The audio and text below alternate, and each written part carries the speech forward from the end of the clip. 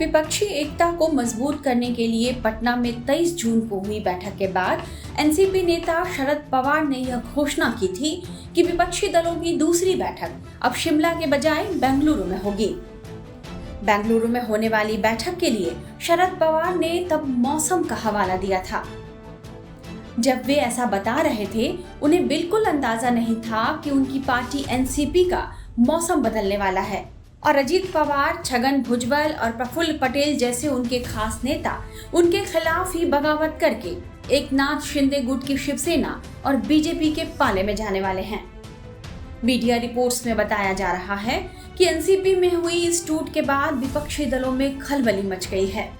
विपक्षी नेता समझ ही नहीं पा रहे कि शरद पवार की पार्टी में हुई इस टूट के बाद किस तरह की प्रतिक्रिया दें।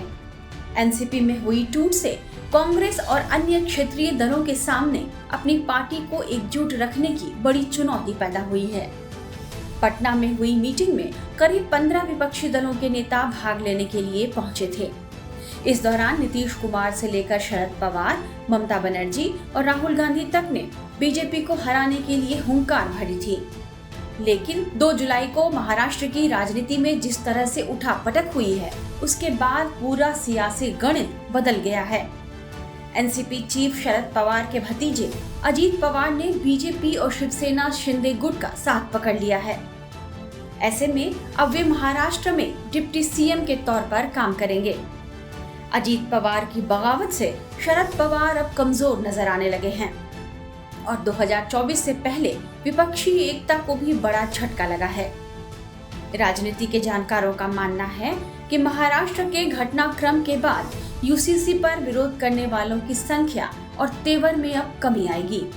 वहीं छोटे दल अब डिमांड रखने और जोड़ तोड़ में कमजोर पड़ेंगे।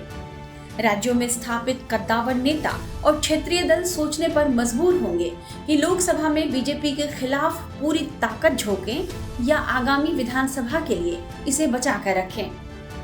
कुल मिलाकर महाराष्ट्र के भूचाल से बीजेपी ने एक तीर से कई विपक्षी दलों पर निशाना साध लिया है। टाइम्स नाउ नवभारत डिजिटल की रिपोर्ट।